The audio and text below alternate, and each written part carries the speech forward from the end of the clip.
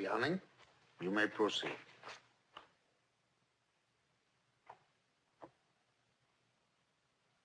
I wish to testify about the Feldenstein case because it was the most significant trial of the period. It is important, not only for the tribunal to understand it, but for the whole German people. But in order to understand it, one must understand the period in which it happened. There was a fever over the land, a fever of disgrace, of indignity, of hunger. We had a democracy, yes, but it was torn by elements within. Above all, there was fear. Fear of today, fear of tomorrow, fear of our neighbors, and fear of ourselves. Only when you understand that can you understand what Hitler meant to us. Because he said to us, lift your heads, be proud to be German. There are devils among us, communists, liberals, Jews, gypsies. Once these devils will be destroyed, your misery will be destroyed.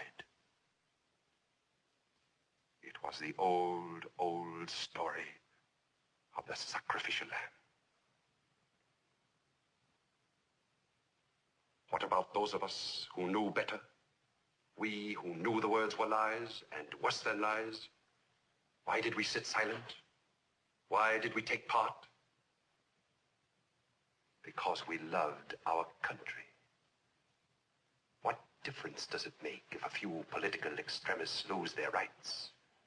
What difference does it make if a few racial minorities lose their rights?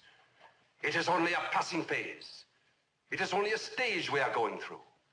It will be discarded sooner or later. Hitler himself will be discarded sooner or later. The country is in danger. We will march out of the shadows. We will go forward. Forward is the great password. And history tells how well we succeeded, Your Honor. We succeeded beyond our wildest dreams.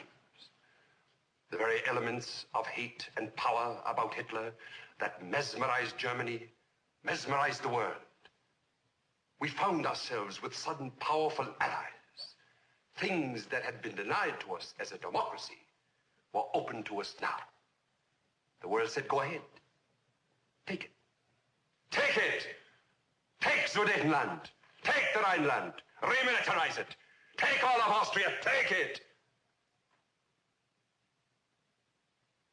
And then one day, we looked around and found that we were in an even more terrible danger. The ritual began in this courtroom, swept over the land like a raging, roaring disease. What was going to be a passing phase had become the way of life.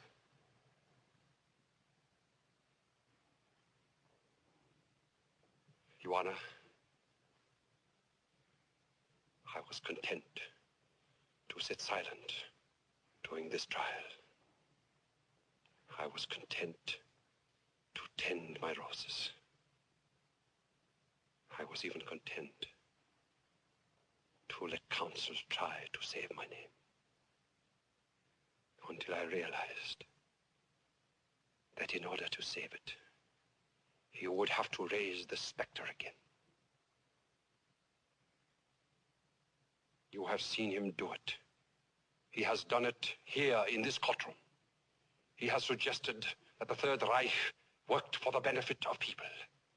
He has suggested that we sterilized men for the welfare of the country. He has suggested that perhaps the old Jew did sleep with the 16-year-old girl after all. Once more, it is being done for love of country. It is not easy to tell the truth.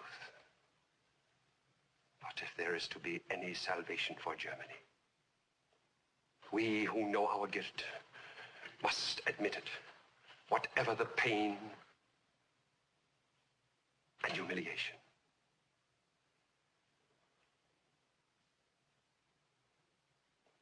I had reached my verdict on the Feldenstein case before I ever came into the courtroom.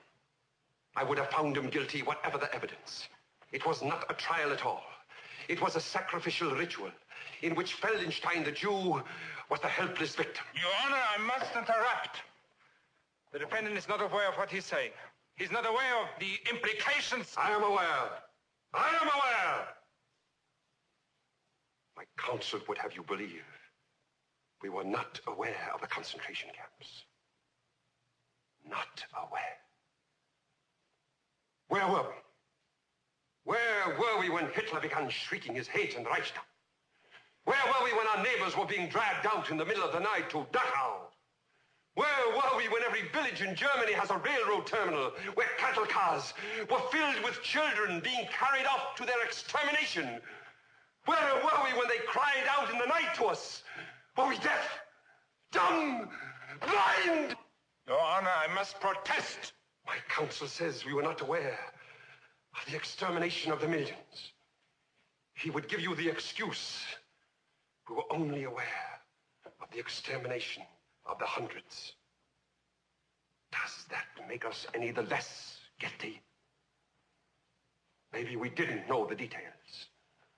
But if we didn't know, it was because we didn't want to know. Traitor! Traitor! Order! Order! Order! Put that man back in his seat and keep him there.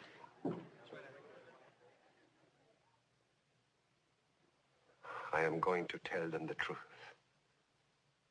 I am going to tell them the truth if the whole world conspires against it.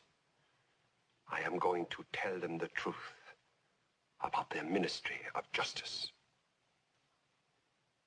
Werner Lampe, an old man who cries into his Bible now. An old man who profited by the property expropriation of every man he sent to a concentration camp. Friedrich Hofstetter, the good German who knew how to take orders, who sent men before him to be sterilized like so many digits. Emil Hahn, the decayed, corrupt bigot, obsessed by the evil within himself.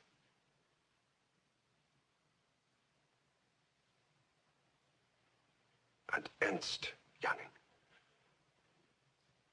worse than any of them, because he knew what they were, and he went along with them. Ernst Janning, who made his life excrement,